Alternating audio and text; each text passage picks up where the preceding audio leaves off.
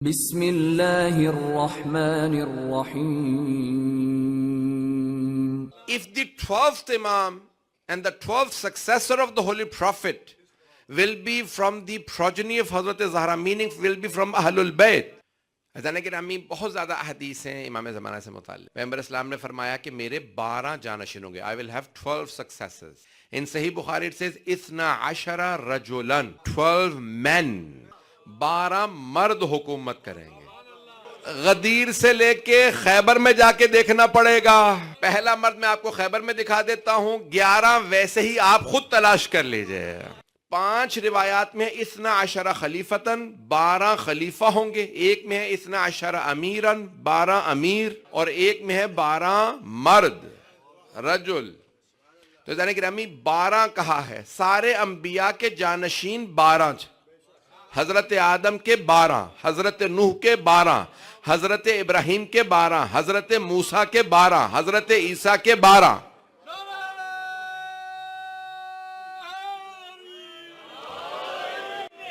جب سارے انبیاء علیہ السلام کے 12 تو رسول خدا کے 12 کیوں نہیں؟ تو 12 کو ماننے والوں کو کوئی دلیل نہیں چاہیے، جو 12 کو نہیں مانتے انہیں دلیل چاہیے. سرور کائنات نے فرمایا 12. اولہم علی و آخرہم مہدی. The first one of those 12 is Ali and the last one is مہدی. غدیر خم میں پیغمبر نے 3 مرتبہ امام مہدی کا نام لیا. غدیر خم میں اولہم علی و آخرہم مہدی. کم از کم 3 مرتبہ، 3 یا 4 مرتبہ، اس وقت میرے ذہن میں تھوڑا شبہ ہے، شاید 4 مرتبہ بھی لیا، لیکن 3 یا 4 مرتبہ 12ویں امام کا نام لیا. تو حضرت گرامی مجھے صرف آج جشن کے چند جملوں کو پیش کرنا ہے 12ویں امام کی ولادت سے متعلق. اللہ کا وعدہ سچا وعدہ ہے. آج ہی رات آمد ہے. حضرت حکیمہ خاتون کہتی ہیں کہ میں تہجد کے لیے تجدید وضو کے لیے گئی. وضو کر کے جب واپس آئی تو میں دیکھتی ہوں کہ پورا حجرہ منور ہے. حجرہ منور ہے. میں قریب کے دیکھا تو ایک بچہ رو بے سجدہ ہے، اور سجدے میں آیت پڑھ رہا ہے جاء الحق وزہق الباطل ان الباطل کان زہوقا. حق آ گیا ہے، باطل جا رہا ہے، اور باطل آیا ہی جانے کے لیے تھا. حضرت حکیمہ خاتون کہتی ہیں کہ میں نے دیکھا بچہ بالکل پاک ہے. اب عزیزان گرامی میں ایک یہاں روک کے اعتراض کا جلدی سے جواب دوں گا. ہمارے بہت سے اہل سنت بھائی کہتے ہیں بھئی ایک گواہ ہے تمہارے امام کی ولادت کی، 12ویں امام کی ولادت کی ایک گواہ. کون ہے؟ حضرت حکیمہ خاتون. قرآن کہتا ہے کہ خواتین کی گواہی آدھی ہے. گواہ ہیں ایک، وہ بھی خاتون، تو اس لیے گواہی قبول. عزیزان گرامی اعتراض کے لیے بھی عقل کی ضرورت ہے. توجہ جو پہنچ رہے ہیں، اعتراض کرنے سے پہلے عقل لڑانی چاہیے. پیغمبر اسلام نے کبھی بھی ولادت کی 2 گواہیاں نہیں مانگی. توجہ نہیں ہے مجمع. عزیزان گرامی نبی نے اور امام نے ہمیشہ ولادت کے لیے ایک گواہی قبول کی ہے، اور وہ بھی خاتون کی. دائی جب گواہی دیتی تھی کہ لڑکی پیدا ہوئی ہے یا لڑکا، تو پیغمبر نہیں کہتے تھے اور بھی بلاؤ. پتہ نہیں لوگ ہیں یا نہیں ہیں.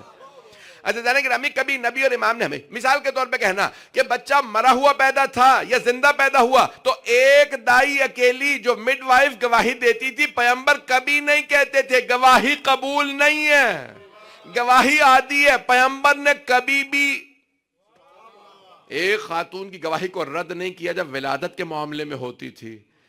تو عزیزان گرامی اعتراض کرنے والے پہلے اپنے سوال کی تصحیح کریں اور پھر اس کے بعد اس مسئلے کو سمجھیں. تو عزیزان گرامی امام حسن علیہ السلام نے کس کو گواہ بنایا؟ اپنی پھپھی کو، حضرت حکیمہ خاتون کو بلایا، گھر پہ بلا لیا کہ آپ گواہ رہیے گا 12ویں کی آمد کی. عزیزان گرامی کیونکہ آج بہت سے ہمارے بھائیوں سے ہمارا اختلاف یہ ہے، ہم کہتے ہیں کہ امام موجود ہیں، زندہ ہیں، غیبت میں ہیں. وہ کہتے ہیں نہیں پیدا ہوں گے. یہ ہمارا اختلاف ہے. ہم کہتے ہیں نہیں دنیا میں آ چکے ہیں، اس وقت غیبت میں ہیں. مجھے اس کی تفصیل میں نہیں جانا، میں جلدی اعتراضات کے جوابات دوں گا. تو عزیزان گرامی اب یہاں پہلا اعتراض کہ بھئی ایک گواہ ہے، اور وہ رسول خدا نے مولا علی نے ایک گواہ قبول کیا ہے ولادت کے معاملے میں. دوسری، امام نے انتخاب عام بی بی کا نہیں کیا. بھئی تھوڑی سی توجہ کر لیجئے گا.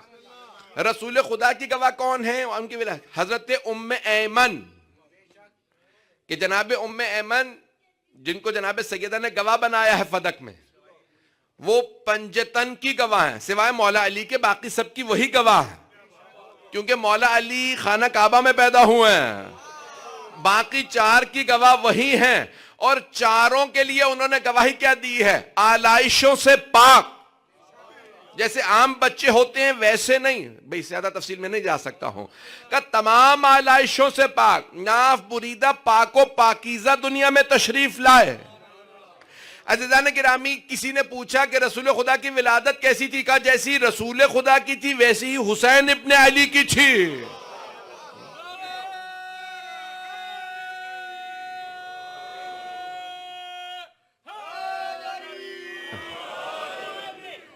توجہ فرما رہے ہیں عزیزان گرامی؟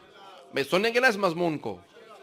عزیزان گرامی، کہا جیسی جناب سیدہ، جیسی رسول خدا ویسی امام حسن و حسین علیہ السلام، کہ پاک و پاکیزہ۔ فرمایا کہ جناب سید الشہداء کے لیے بھی وہی الفاظ جناب ام ایمن کے، اور جناب ام ایمن خود گواہ ہیں رسول خدا کی کنیز سی جناب عبداللہ جناب آمنہ کی رسول خدا کو میراث میں ملی تھی۔ میں جملہ کہہ گیا ہوں، میراث میں ملی تھی۔ وہ افراد جو کہتے ہیں انبیاء کی میراث نہیں ہوتی، جناب ام ایمن میراث میں ملی تھی۔ عزیزان گرامی، رسول خدا نے بھی ان سے کہا تھا کہ آپ آزاد ہیں، رہا ہیں، کیونکہ آپ میری ماں کی خادمہ رہی ہیں۔ تو آپ نے فرمایا نہیں، میں نے آپ کی والدہ سے وعدہ کیا تھا جب تک زندہ رہوں گی محمد کی خدمت میں رہوں گی۔ اور جب آپ نے جناب سیدہ کے لیے گواہی بھی دی تھی تو آپ نے اس وقت بھی فرمایا تھا کہ یاد ہے اس مسجد میں رسول خدا نے میرے لیے فرمایا تھا کہ اگر جنت کی خاتون کو دنیا میں دیکھنا ہے تو ام ایمن کو دیکھ لو۔ عزیزان گرامی، حضرت ام ایمن بہت بزرگ ہیں، تو وہ ایک اکیلی خاتون وہ بھی گواہ تھیں۔ میں آج پیش کر رہا ہوں، تو 12ویں امام کی گواہ بنایا حضرت حکیمہ خاتون کو۔ جب آپ سامرہ جائیں گے نا تو زری میں 4 7 قبریں ہیں، امام علی نقی علیہ السلام، امام حسن علیہ السلام، حضرت نرجس خاتون، اور قدموں میں حضرت حکیمہ خاتون، جو امام کی بیٹی ہے، امام کی پوتی ہیں، امام کی بہن ہیں، امام کی پھپھی ہیں، چاروں طرف سے امامت میں گھری ہیں۔ تو اللہ نے ایسی بی بی کا انتخاب کیا، میں جو پیش کر رہا ہوں۔ تو عزیزان گرامی، ایک مرتبہ حضرت حکیمہ خاتون کہتی ہیں جیسے ہی 12ویں امام تشریف لائے دنیا میں تو آپ بالکل پاک و پاکیزہ، میں نے اپنے آغوش میں اٹھایا، لگتا تھا کہ نور کا ٹکڑا ہاتھوں میں ہے۔ میں نے امام کو سلام کیا، امام نے مجھے فصیح و بلیغ عربی زبان میں جواب دیا اور کہا کہ اے پھوپھی اماں آپ پہ سلام ہو۔ لوگ تو پریشان ہو رہے ہیں۔ عزیزان گرامی، قرآن اٹھا کے دیکھ لیجئے، سورہ مریم میں حضرت عیسیٰ کے لیے ہے، 16 دن کے تھے جناب عیسیٰ علیہ السلام، 2 weeks old, 16 days old، جب انہوں نے کلام کیا کہ انی عبداللہ آتانی الکتاب وجعلنی نبیہ، جناب عیسیٰ نے کلام کیا، 16 دن کے تھے بولے، اس لیے ضروری تھا کہ امام مہدی پہلے ہی دن بولے ہیں، جو عیسیٰ کو نماز پڑھائے ان کے لیے ضروری ہے کہ پہلے ہی دن بولیں۔ تو عزیزان گرامی، اب جناب امام زمانہ اسلام کے لیے ہے کہ آپ نے کلام کیا، پھپھی کو سلام کا جواب فصیح و بلیغ عربی زبان میں۔ 12ویں امام نے ایک مرتبہ، 11ویں امام نے آواز دی، پھپھی اماں میرے بچے کو میرے پاس لا دیجیے۔ حضرت حکیمہ خاتون کہتی میں نے آغوش میں لیا اور 12ویں امام کو 11ویں امام کی آغوش میں دیا۔ امام نے فوراً چوما، پیار کیا، سلام کیا، سلام میرے بیٹے آپ پہ۔ تو کہا 12ویں امام نے اس طرح سے جواب دیا، سلام میرے جد رسول خدا پہ، سلام میرے دادا علی مرتضیٰ پہ، سلام میری دادی زہرا پہ، سلام میرے اجداد حسن و حسین پہ۔ ایک ایک امام کا نام لے کے کہا، پھر آخر میں فرمایا 12ویں امام نے سلام میرے بابا آپ پہ۔ امام دنیا میں آ کے بتا رہے ہیں جو دنیا میں آتے ہی سارے معصومین کو پہلے سلام کرے، صرف اسی کا حق ہے زمین پہ عدل و انصاف قائم کرے۔ سب کو سلام کیا، امام نے ایک مرتبہ چوما، آغوش میں لیا۔ حضرت حکیمہ خاتون کہتی ہے میں گھبرا کے پیچھے ہٹی، سارا مضمون پڑھوں گا میں۔ فرماتی ہے میں ایک مرتبہ گھبرا کے پیچھے ہٹی، یہاں تک کہ میں حجرے کے دروازے پہ کھڑی ہو گئی۔ پورا کا پورا صحن جہاں آج حرم ہے کا پورا صحن نور کے پرندوں سے بھر گیا، برڈز آف لائٹ کا پورا صحن نور کے پرندوں سے بھر گیا۔ کہا ایک پرندہ دیوار پہ بیٹھا تھا، بار بار آ کے 12ویں کے کان میں کچھ کہتا تھا، پھر دوبارہ دیوار پہ بیٹھ جاتا۔ کہ میں بہت پریشان تھی، ہو کیا رہا ہے، یہ رات ہے یا دن نکل آیا، یہ ستارے اترے ہیں، یہ کون مخلوقات ہے؟ کہ 11ویں امام نے فرمایا پھپھی اماں پریشان نہ ہو، یہ ملائکہ ہیں جو 12ویں کو سلام کرنے آئے ہیں اور یہ جو دیوار پہ بیٹھے ہیں بار بار کان میں کچھ کہتے ہیں، یہ جبرائیل علیہ السلام ہے، اور یہ اللہ کے ان فرشتوں کا 12ویں امام کو سلام پہنچا رہا ہے جن فرشتوں کو زمین پہ اترنے کی اجازت نہیں ملی۔ یہ عظمت ہے 12ویں علیہ السلام کی کہ آپ کی خدمت میں ملائکہ تنزل الملائکۃ والروح۔ عزیزان گرامی، یہ 12ویں علیہ السلام کا وجود مقدس، پاک وجود ایک مرتبہ جب دنیا میں تشریف لایا، ایک مرتبہ حضرت حکیمہ خاتون کہتی ہیں کہ 12ویں امام علیہ السلام کو ہاتھ میں لے رکھا تھا بہت دیر تک، پھر فرمایا کہ پھوپھی اماں میرے اس بیٹے کو اس کی ماں کی آغوش میں دے دیں، ان کی ماں کو ٹھنڈک محسوس ہو، کلیجے کو ٹھنڈک ملے۔ کہ میں ایک مرتبہ لے کے آئی تاکہ کہا کہ ان کی غیبت زیادہ ہے، ماں سے بھی جدائی ہے، ماں کے پاس لے کے آیا کہ ماں نے آغوش میں لیا، امام نے اپنی والدہ کو سلام کیا۔ عزیزان گرامی، پاک ہستیوں کے لیے اللہ نے جو سب سے زیادہ پاک ہستیاں تھیں ان کو ماں بنایا۔ میں جملہ کہہ گیا ہوں، نہیں سارا مجمع نہیں ہے، جو سب سے زیادہ پاک ہستیاں تھیں اللہ نے ان بیبیوں کا انتخاب کیا، ان بیبیوں کا انتخاب کیا۔ عزیزان گرامی، آپ نے ایک عام سامان رکھنا ہے تو ایک عام بیگ آپ کے لیے کافی ہے، آپ تھیلے میں لے جائیں، لیکن اگر آپ نے سونا جواہرات رکھنے تو مخمل کا آپ لباس پہنائیں گے کیونکہ آپ کو ہیرے رکھنے ہیں، سونے کی تارے لگائیں گے۔ اللہ جانتا ہے میں نے معصوم کے نور کو رکھنا ہے۔ میں جملے پیش کر رہا ہوں، جو سب سے پاک ہستیاں تھی اللہ نے ان بیبیوں کو ائمہ کی ماں بنایا۔ حضرت فاطمہ بنت اسد کا انتخاب کیا مولا علی کی ماں بننے کے لیے۔ توجہ عزیزان گرامی، اگر اللہ کو عرب میں کوئی نہیں ملی تو اللہ ایران سے حضرت شہربانو کو لے آیا، عزیزان گرامی افریقہ سے حضرت سبیکہ خاتون کو لے آیا، حضرت سمانہ خاتون کو مراکش سے لے آیا، پھر بھی کوئی نہیں ملی تو یورپ سے حضرت نرجس خاتون کو لے آیا۔ جو سب سے افضل و اشرف تھیں اللہ نے ان بیبیوں کا انتخاب کیا ائمہ کی ماں بننے کے لیے۔ اب مجھے جملہ کہہ لینے دیجئے، اگر 12 اماموں کی مائیں ایسی ہیں، اب سوچئے اس بیوی کا مقام کیا ہوگا جنہوں نے جناب فاطمہ الزہرا کی ماں بننا ہو۔ پتہ نہیں لوگ ہیں یا نہیں ہیں۔ عزیزان گرامی، اگر کبھی سنے نا کہ جناب خدیجہ 3 مرتبہ بیوہ ہو چکی تھی، خوبصورت نہیں تھی، بوڑھی تھی، تو سمجھ جائیے بنو امیہ کے درباری ملاؤں کا زرخرید قلم بول رہا۔ عزیزان گرامی، حضرت خدیجۃ الکبریٰ سلام اللہ علیہا بے انتہا خوبصورت بھی تھیں، پاکیزہ تھیں، اور سابقہ شادی شدہ نہیں تھی، بلکہ جتنے رشتے آتے تھے آپ منع کر دیتی تھی۔ تو آپ کے ماموں نے، چچا نے پوچھا بیٹی کیا بات ہے، جو رشتہ آتا ہے آپ منع کر دیتی ہیں، بڑے بڑے سرداروں کے رشتے کا۔ کہا کہ چچا جان، جو مجھے بشارت دی گئی ہے جب تک ان کا رشتہ نہیں آئے گا میں رشتہ قبول نہیں کروں گے۔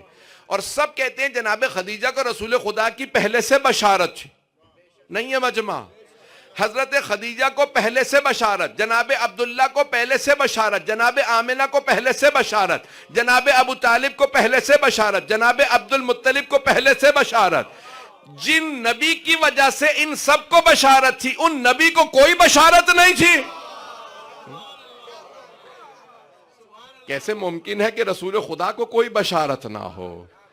عزیزان گرامی، جو میں پیش کر رہا ہوں تو اب یہاں پہ 12ویں امام علیہ السلام کا وجود مقدس بہت اہم، تمام انبیاء، تمام ائمہ علیہ السلام نے جن کی بشارت دی ہے وہ 12ویں امام ہے۔ ابھی چلیں گے نا کچھ دیر۔ عزیزان گرامی،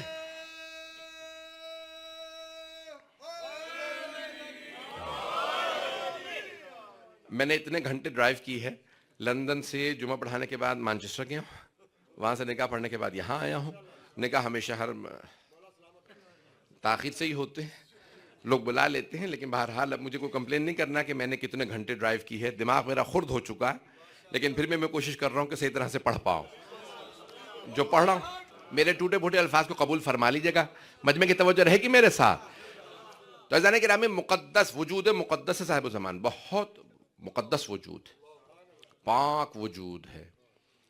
اب 11ویں امام کی چند ذمہ داریاں تھیں۔ پہلی ذمہ داری یہ تھی کہ 12ویں امام کی حفاظت کرے۔ نمبر 2، ان کا شیعوں سے تعارف کروائیں، کیونکہ 12ویں امام ہی تو شیعوں کے اگر متعارف تھا۔ دیکھیں پیغمبر نے فرمایا 12، میں ایک جملہ روک کے کہہ دوں یہاں پہ، عزیزان گرامی جیسے آج کہا جاتا ہے نا کہ مثال کے طور پہ جو ظالم ہیں ان کے تخت الٹ دیے جائیں گے، جو قاتل ہے، اب وہ ظالم و قاتل انہیں خود پتا ہوتا ہے یہ ہم، میں یہ جملہ نہیں پہنچا پا رہا ہوں، آپ کو اور مجھے شناخت ہو نہ ہو، انہیں خود شناخت ہوتی ہے کہ ہمارے متعلق بات ہو رہی ہے۔ بنی امیہ بنی عباس کو ائمہ علیہ السلام سے دشمنی کیا تھی؟ وہ سب جانتے تھے یہ ہمارے ہی تخت الٹیں گے۔ اب پہنچ رہے ہیں حضرات۔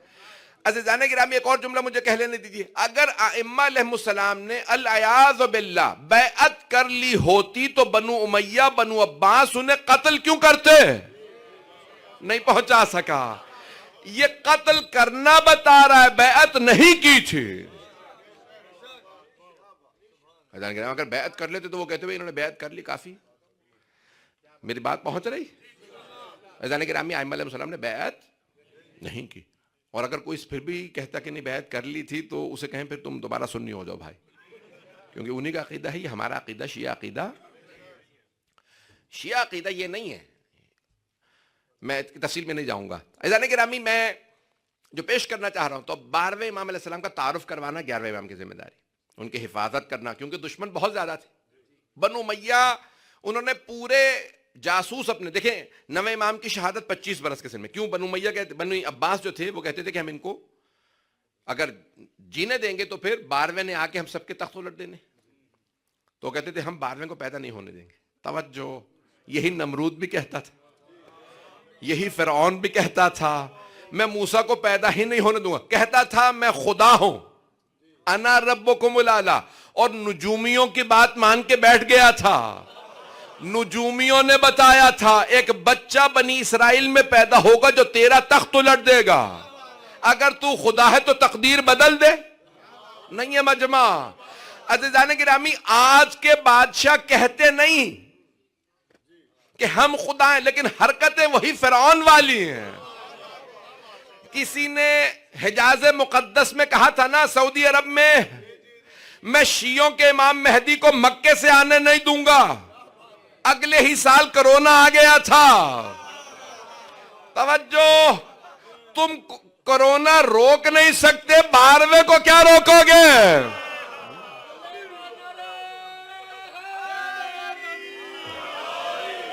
میرے جملے پہنچ رہے ہیں؟ عزیزان گرامی اب یہ سارے بنی عباس کیا کرتے تھے؟ جواسیس جمع ہے جاسوس کی، جاسوس سمجھتے ہیں نا، سپائز۔ امام کے گھر پہ جاسوس بٹھا رکھتے تھے، چاروں طرف جاسوس رہتے تھے، کیا کرنے کے لیے؟ اگر کبھی اس گھر سے کسی بچے کے رونے کی آواز آئے تو رپورٹ کر دینا۔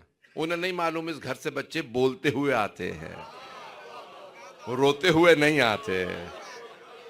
میرے جملے پہنچ رہے ہیں یا نہیں پہنچ رہے؟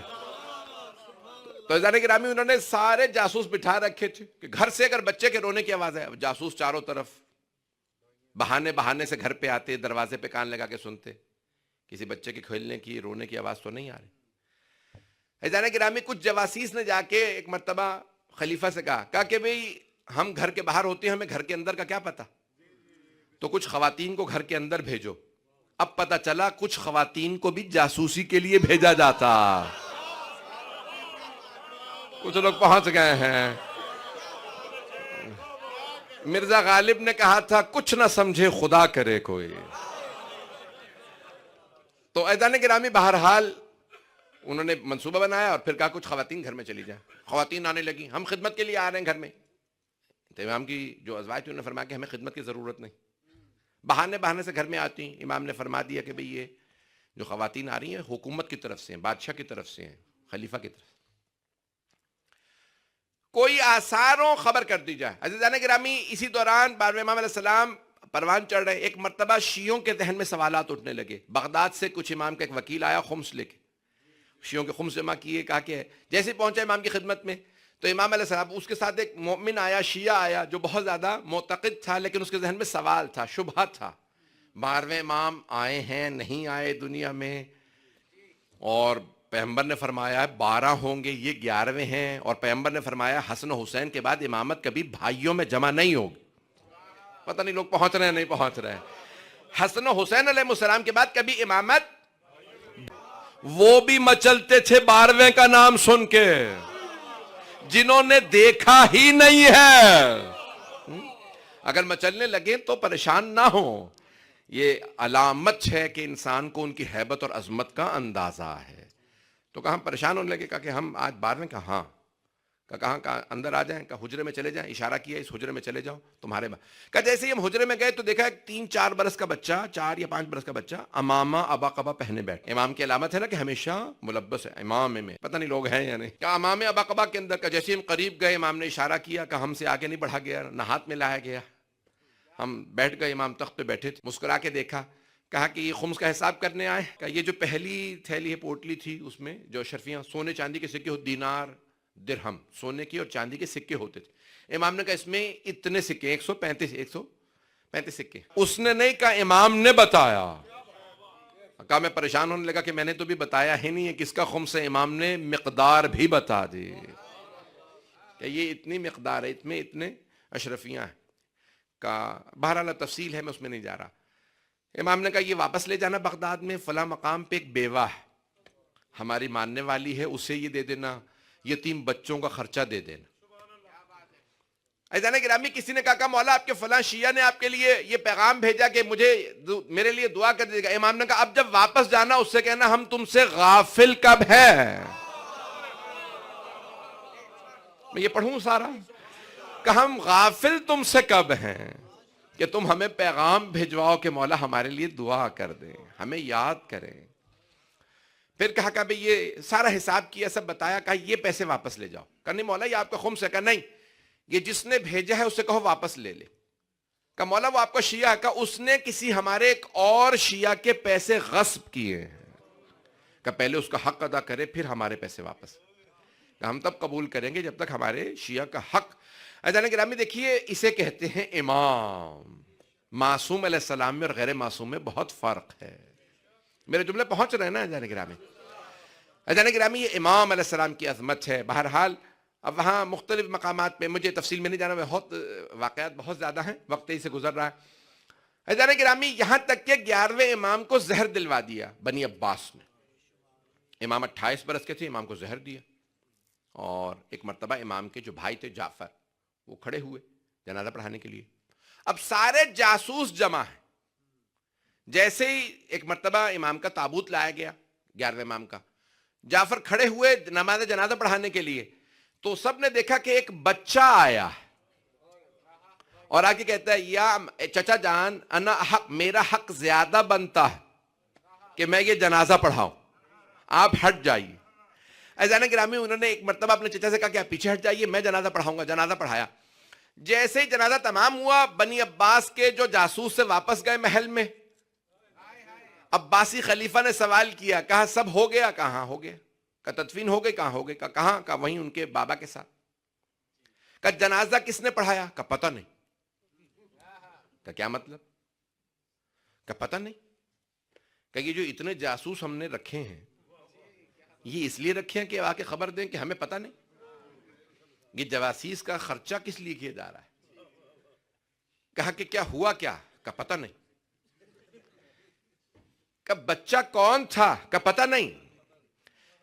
اس نے جنازہ پڑھایا, آیا کہاں سے تھا؟ کہ اسی گھر سے جہاں سے امام کا جنازہ آیا تھا, اسی گھر سے بچہ آیا تھا. کہ کیا کہا اس نے آنے کے بعد؟ کہا کہ چچا جان ہٹ جائے, میرا حق زیادہ بنتا ہے, جنازہ پڑھایا. کہ جب اس نے نماز جنازہ پڑھائی تو نماز کیسی پڑھائی؟ کہ لگتا تھا نماز بنی ہی اس کے لیے. پتہ نہیں لوگ ہیں یا نہیں. عظمت امام علیہ السلام کی ایسی کہ نماز جب وہ پڑھ رہے تھے لگتا تھا نماز انہی کے لیے بنی. کہ بچے نے کوئی کتنا بڑا بچہ تھا؟ کہ 5-6 برس کا. کہ بچے نے کوئی غلطی نہیں کی؟ کہ لگتا تھا غلطیاں ان سے بہت دور ہیں. پتہ نہیں لوگ ہیں یا نہیں. تو کہا کہ بچہ دیکھنے میں کیسا تھا؟ کہا لگتا تھا چاند زمین پہ اتر آیا. بچہ بہت خوبصورت, وجیح چہرہ, پر نور, پر ہیبت, بہت خوبصورت. کہ بچہ پھر کہاں گیا؟ کہ بچہ واپس چلا گیا. نام کا نہیں معلوم.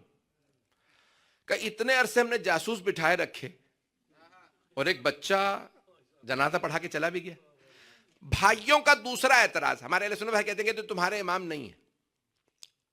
پوچھیں کہ کیوں نہیں ہے؟ تو وہ کہتے ہیں کہ بھئی 400 یا اس سے بھی زیادہ سپاہی, سولجرز, ان کے گھر پہ گئے, پوری بٹالین اس زمانے کی, اور انہوں نے تمہارے امام کو تلاش کیا, انہیں تمہارے امام نہیں ملے, اس کا مطلب ہے نہیں ہے. اعتراض سمجھ میں آ گیا؟ ہاں بھی یہ اعتراض سمجھ میں, ابھی جواب پیش کرنے والا ہوں, کچھ میرے بھائی پہنچ گئے. Do you understand the criticism? وہ یہ کہتے ہیں بھائی 400 سے زیادہ لوگوں نے تلاش کیا, ان کو تمہارے امام نہیں ملے, اس کا مطلب ہے نہیں ہے. دیکھیں ایک منطقی فلسفے کی قانون ہے, کیا ہے؟ غور سے سنیں گے. نہ ملنا نہ ہونے کی دلیل نہیں ہے. اگر اس کو غور سے سن لیں گے دوبارہ, نہ ملنا نہ ہونے کی دلیل نہیں ہے, نہ ملنا نہ ملنے کی دلیل ہے. توجہ, جو لوگ نہیں پہنچے, مثال کے طور پہ میری انگوٹھی آپ کے سیما مارگا میں کھو جاتی, میں تلاش کرتا ہوں, مجھے نہیں ملتی, اس کا مطلب یہ نہیں ہے کہ انگوٹھی نہیں ہے, اس کا مطلب یہ ہے کہ انگوٹھی مجھے نہیں ملی. توجہ. عزیزان گرامی, بہت سے لوگ خدا کو ڈھونڈنے نکلتے ہیں, انہیں خدا نہیں ملتا. اس کا یہ مطلب نہیں ہے کہ خدا نہیں ہے, اس کا صرف یہ مطلب ہے کہ انہیں نہیں ملا. عزیزان گرامی, اس پہ غور سے سنیں گے. میں جو دلیل دے رہا ہوں آپ کے سامنے, ممنون ہوں آپ کی محبتوں کا, میرے ٹوٹے پھوٹے الفاظ کو آپ نے سن لیا محبت سے. تو عزیزان گرامی, میں مکمل کرنا چاہتا ہوں, مجھے 5 سے 10 منٹ چاہیے, صرف اس مضمون کو میں مکمل کر دوں, میں اس کے بعد دیکھوں گا اگر آپ سننا چاہ رہے ہیں تو اور پڑھوں گا. عزیزان گرامی, انہوں نے تلاش کیا. کیوں تلاش کیا؟ یہ تلاش کرنا خود بتا رہا ہے کوئی ہے. وہ تلاش کرنے گئے کیوں تھے, یہ نہیں بتاتے کہ تلاش کرنے گئے کیوں. یہ کہتے ہیں 400 لوگوں نے تلاش کیا, انہیں نہیں ملے, اس کا مطلب ہے نہیں ہے. عزیزان گرامی, ایک اردو کا محاورہ کہ کھسیانی بلی کھمبا نوچ.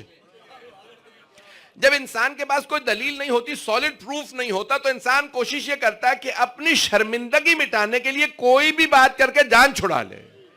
توجہ سے سنیے گا عزیزان گرامی, اب یہ سارا جو واقعہ میں نے پڑھا, یہ اسی لیے میں نے پڑھا تھا. بادشاہ نے, خلیفہ نے کہا کہ دیکھو جا کے تلاش کرو بچہ گیا کہاں. فوج نے آ کے چاروں طرف سے, انہوں نے فوجی چھاونی بنائی تھی. فوجی چھاونی سمجھتے ہیں؟ ہاتھ کھڑا کرے کون کون پاکستانی ہے. پاکستانیوں سے بہتر کون فوج کو سمجھے گا. تو فوجی چھاونی, آرمی بیرکس انگلش میں کہتے ہیں, بیرکس جو ہے. تب انہوں نے کیا کیا تھا, انہوں نے پوری فوجی چھاونی بنائی تھی سامرہ میں, بنی عباس نے, تاکہ نظر رکھیں اہل بیت علیہ السلام کے سارے کے سارے موومنٹ پہ نظر ہو, 12ویں امام کے آنے پہ نظر ہو. توجہ. ابھی سعودی عرب میں دوبارہ فوجیں بنائی جا رہی ہیں, مجھے نہیں معلوم کس کے لیے فوجیں بنائی جا رہی ہیں. یہ الائنس فورسز کا بننا کوئی نئی بات نہیں ہے, بنی یعنی خود ابو سفیان نے سب سے پہلی الائنس فورس بنائی تھی. جو لوگ پہنچ گئے ہیں, شب ہجرت جو بنائی تھی وہ الائنس فورس ہی تھی. تو عزیزان گرامی, اب یہاں پہ ایک مرتبہ انہوں نے کیا کہ ہم نے ساری کی ساری یہ فوج بنا رکھی ہے, ہم نے یہ سارا لشکر بنایا, چھاونی بنائی تاکہ 12ویں امام نہ آئے, اور اگر آئے تو ہم انہیں مار دیں. تم کہہ رہے ایک بچہ پیدا. عزیزان گرامی, وہ فوج جو تلاش کرنے آئی, وہ اسی لیے تلاش کرنے آئی تھی کہ انہیں شک تھا یہ بچہ ہی 12ویں امام ہے. اور جب وہ تلاش کرنے آئے, انہیں نہیں ملے, تو انہوں نے کہا کہ 12ویں نہیں ہیں. توجہ. تاکہ ان جواسیس کو, ان سپاہیوں کو بادشاہ کے سامنے یہ نہ کہنا پڑے ہے, تو پھر لاؤ. انہوں نے کہا ہے ہی نہیں. بادشاہ نے کہا اگر تمہیں نہیں ملا, اس کا مطلب ہے نہیں ہے. عزیزان گرامی, پیغمبر کی حدیث تھی, توجہ, کہ میرے 12ویں لال کی 2 غیبتیں ہوں گی, غیبت صغرا, غیبت کبرا. اب وہ یہ چاہ رہے تھے کہ ہمارے سے مقابلہ نہ ہو, کیونکہ جس سے مقابلہ ہوگا اسے شکست ہوگی. اب انہوں نے ایک پورا کا پورا دستہ بھیجا 400 افراد کا, انہوں نے تلاش کیا, اور وہ کہتے ہیں کہ بچہ سرداب میں گیا, اور ہمارا عقیدہ یہ ہے کہ 260 ہجری میں یہیں سے غیبت صغرا شروع ہو گئی. تو کہتے ہیں سرداب میں گئے, سرداب مبارک یعنی بیسمنٹ میں, اور چاروں طرف سے انہیں گھیرا. کچھ لوگ بیسمنٹ میں گئے, وہاں سے دیکھا نہیں. شیخ صدوق کا اس بات پہ نظریہ یہ ہے کہ امام ہے انویزیبل, نظر نہیں آتے, یعنی یہاں سے گزر جائیں گے تو آپ کو نظر نہیں آئے. جیسے روح ہوتی ہے نظر نہیں آتی, جیسے جن ہے, ملائکہ نظر نہیں آتے. تو وہ کہتے ہیں کہ غیبت میں امام انویزیبل ہے, شیخ صدوق. شیخ مفید کا عقیدہ یہ ہے کہ نہیں, نظر آتے ہیں, پہچانے نہیں جاتے. موجودہ زیادہ تر علماء یہ مانتے ہیں, اور میرا بھی عقیدہ یہی ہے, توجہ رہے عزیزان گرامی, کہ امام جسے چاہیں نظر آئیں اور جسے چاہے نظر نہ آئے. جناب موسیٰ علیہ السلام نے بشارت دی جناب عیسیٰ کی، کئی سو سال بعد جناب عیسیٰ علیہ السلام آئے. جناب عیسیٰ نے بشارت دی رسول خدا کی more than 500 years، 500 سال سے زیادہ فاصلے کے بعد رسول خدا تشریف لائے. رسول خدا نے بشارت دی کہ 12 امام آئیں گے اور بعد میں بہت طویل غیبت کے بعد آئے گا. یا رسول خدا بتا دے کب آئے گا؟ کہ نہیں بتا رہا. عزیزان گرامی، ائمہ سے پوچھا گیا کہ آپ کیوں نہیں بتاتے کا، تاکہ ہم اگر سال بتا دیں یا وقت بتا دیں تو ایسا نہ ہو کہ جتنے افراد بیچ میں آنے والے ہوں وہ تیاری نہ کریں کہ ہمارے زمانے میں تو آنا نہیں، ہم تیاری کیوں کریں، ہر آدمی تیار رہے. کم لبثتا، کتنے عرصے سوئے ہیں؟ تو حضرت عزیر علیہ السلام نے فرمایا کہ لبثت یوم، پھر کہا نہیں بعد یوم. توجہ، یہ قرآن ہے، حدیث نہیں ہے کہ آپ کے شیعوں کی ہوگی. میں ایک دن سویا ہوں، پھر کہا نہیں دن کا بھی ایک حصہ سویا ہوں. بعد یوم، دن کا کچھ حصہ سویا ہوں. I've only slept a day or part of the day. میں صرف ایک دن یا دن کا بھی کچھ حصہ سویا ہوں. اللہ نے فرمایا قرآن میں بل لبثت 100 عام، 100 سال سوتے رہے ہو. انظر الی حمارک وانظر الی طعامک، اپنے کھانے کو دیکھو، اپنے گدھے کو دیکھو. اب ایک مرتبہ گدھا دیکھا ختم ہو چکا، کیلشیم کی ہڈیاں ہوتی ہیں، ہڈیاں تک ختم ہو گئیں. ایک مرتبہ اللہ نے زندہ کیا. اللہ قرآن میں فرماتا ہے ہڈیاں بننے لگیں، گوشت چڑھنے لگا، خون دوڑنے لگا، کھال بننے لگی. جناب عزیر علیہ السلام جوان رہے، بوڑھے نہیں ہوئے. جب گھر گئے نا تو آپ کے بھائی نے، ٹوین بردر تھا آپ کا عزیرہ، پوچھا کتنی شباہت ہے تم میں میرے بھائی سے؟ کہا شباہت نہیں ہے، میں ہی ہوں. کہا کیسے میں بوڑھا ہو گیا آپ بوڑھے نہیں ہوئے؟ کہا اللہ کی قدرت، جسے چاہے جوان رکھے، جسے چاہے جیسا رکھے، وہ قدیر ہے. توجہ، وہ اللہ جو نبی عزیر کی نہ داڑھی سفید کرتا ہے نہ ہڈیاں کمزور، تو کیسے ممکن ہے امام مہدی ظہور کریں؟ اور پیغمبر نے فرمایا تھا جوان نظر آئیں گے، ہوں گے کئی سو سال کے. توجہ، لیکن جب ظہور کریں گے تو 35 برس کے جوان نظر آئیں گے. ذوالفقار جب ہاتھوں میں لیں گے، نہ ذوالفقار کند ہوئی ہوگی نہ بازو کمزور. اللہ نے 12ویں امام کو 15 شعبان پہ اس لیے بھیجا تاکہ چاند ناز نہ کرے میں خوبصورت ہوں. جب امام ظہور فرمائیں گے تو امام اس آیت کی تلاوت کر رہے ہوں گے. جمعے کا دن ہوگا جیسے آج تھا، اور امام عصر پہ عاشورے کا دن ہوگا جب ظہور فرمائیں گے. اور ایک مرتبہ آواز ہے کہ بقیت اللہ خیر لکم ان کنتم مؤمنین، اس آیت کی تلاوت کریں گے. پوری دنیا سے ایک مرتبہ لبیک کی صدائیں آئیں گی. سب سے پہلے پوچھا چھٹے امام سے کہ 12ویں امام کی بیعت کون کرے گا. چھٹے امام سے پوچھا سب سے پہلے 12ویں امام علیہ السلام کی بیعت کون کرے گا. تو آپ نے فرمایا کہ ایک مرتبہ حضرت جبرائیل علیہ السلام نازل ہوں گے، ایک پر رکھیں گے خانہ کعبہ پہ، دوسرا پر رکھیں گے بیت المقدس پہ، اور بلند آواز سے آواز دیں گے جاء الحق وزہق الباطل ان الباطل کان زہوقا. پھر ایک مرتبہ آواز دیں گے کہ علی حق پہ تھے، ان کا بیٹا آ گیا، محمد عربی کا بیٹا، علی مرتضیٰ کا بیٹا، فاطمہ الزہرا کا بیٹا آ گیا. کہ ساری دنیا کو اعلان کریں گے، ہر آدمی اپنی زبان میں اعلان سنے گا. اس زمانے میں نہیں اندازہ تھا ٹی وی ہوں گے، ٹرانسلیشن ہوگی، لیکن میرا عقیدہ یہ ہے کہ اللہ ہی ہر انسان کو اسی کی زبان میں اعلان سنائے گا. پھر ایک مرتبہ آواز دے کے کہیں گے اے مہدی برحق، ہاتھ آگے بڑھائیے، سب سے پہلے میں بیعت کروں گا. حضرت جبرائیل علیہ السلام سب سے پہلے بیعت کریں گے. حضرت جبرائیل علیہ السلام میں آپ کی بیعت کروں گا. سارے انبیاء آپ کی بشارت دے کے گئے، سارے ائمہ نے بشارت دی، فاطمہ الزہرا نے آپ کی بشارت دی، سب نے آپ کو یاد کیا. اے مہدی موعود، سب سے پہلے میں آپ کی بیعت کروں گا، ہاتھ بڑھائیے. اور ایک مرتبہ آپ چھٹے میں فرماتے ہیں جب ہاتھ بڑھائیں گے تو حضرت امام زمانہ کی سب سے پہلے حضرت جبرائیل بیعت کریں گے، اور بیعت کر کے کہیں گے میں گواہی دیتا ہوں کہ حق کو آپ ہی نافذ کریں. وہیں سے امام کا سفر شروع ہوگا، امام اپوائنٹ کرنا شروع کریں گے. ایک مسکنسیپشن یہ ہے کہ بھئی کیونکہ گناہ بڑھیں گے، بے دینی بڑھے گی تو کیا ہوگا، یعنی مومن ہوں گے یا نہیں ہوں گے. عزیزان گرامی، گناہ بڑھیں گے، کفر بڑھے گا، انکار بڑھے گا، لوگ منکر بہت ہوں گے، لیکن مومنین بہت زیادہ ہوں گے. ایسا نہیں ہے کہ مومنین نہیں ہوں گے، مومن بہت زیادہ ہوں گے.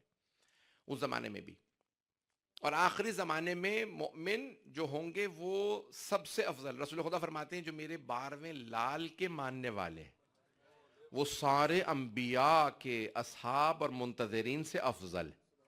کہا یا رسول اللہ کیوں؟ کہا وہ سب کے سب اتنا انتظار کرنے کے بعد نہیں آئے جتنا میرے 12ویں کے انتظار کرنے کے بعد حق پائیں گے، سب سے زیادہ انتظار وہ کریں گے۔ اور کہا کہ اتنے زیادہ وہاں پہ حالات خراب ہوں گے، کفر، الحاد، نفاق، گناہوں کی دعوت، ہر طرف سے کفر کے دعوتیں ہوں گی، ایمان کے خلاف باتیں ہوں گی، لیکن اس کے باوجود بھی کچھ لوگ ہوں گے جو ایمان پہ قائم رہیں گے۔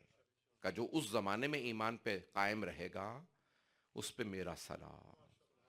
رسول خدا فرماتے ہیں کہ میرے زمانے کے ان لوگوں پہ میری لعنت ہو کہ جو مجھے دیکھتے ہیں پھر بھی ایمان نہیں لاتے، اور میرا سلام میری آخری امت پہ، آخری زمانے کی میری امت پہ میرا سلام جو بغیر دیکھے مجھ پہ ایمان لائیں گے۔ عزیزان گرامی، یہ جو دور ہے سخت ترین دور ہے۔ اس دور میں آپ نے ہمیشہ کوشش کرنی ہے کہ سب سے زیادہ جو مشکل کام ہے وہ ہے ایمان محفوظ رکھنا، کہ ہمیشہ توحید، عدل، نبوت، امامت، قیامت، یعنی ولایت کے عقیدے پہ قائم و دائم رہے۔ دوسرا کہ کبھی بھی یہ جو وقت ہے اس میں کبھی بھی غیبت کی وجہ سے پریشان نہیں ہو۔ بہت سے ایسے ادوار آئے ہیں کہ جہاں لوگ پریشان ہو گئے۔ حضرت موسیٰ کے آنے سے پہلے کیا ہوا تھا بنی اسرائیل کے ساتھ؟ نہیں لگتا کہ حضرت موسیٰ آئیں گے۔ جب جناب موسیٰ آ گئے تو پھر وہ جناب عیسیٰ کی خبر دے گئے، جناب عیسیٰ آئے تو پھر نہیں مانا۔ ایسا ہوتا یا نہیں ہوتا؟ تو عزیزان گرامی، ہم نے اپنے ایمان کے دامن کو تھامے رکھنا ہے، ہم نے چھوڑنا نہیں ہے۔ تو آخری زمانے میں سب سے مشکل کام ہے مؤمن رہنا۔ اسی پہ تمام کر رہا ہوں، میں نے بہت زیادہ وقت لیا، باتیں بہت ہیں کہنے کو۔ اس زمانے میں اپنے ایمان کے دامن کو ہاتھ سے نہیں جانے۔ یہاں تک ایک حدیث میں ہے کہ ہاتھ پہ انگارہ، برننگ کھول ہوتا ہے نا، کیا کرتا ہے انسان؟ پھینک دیتا ہے۔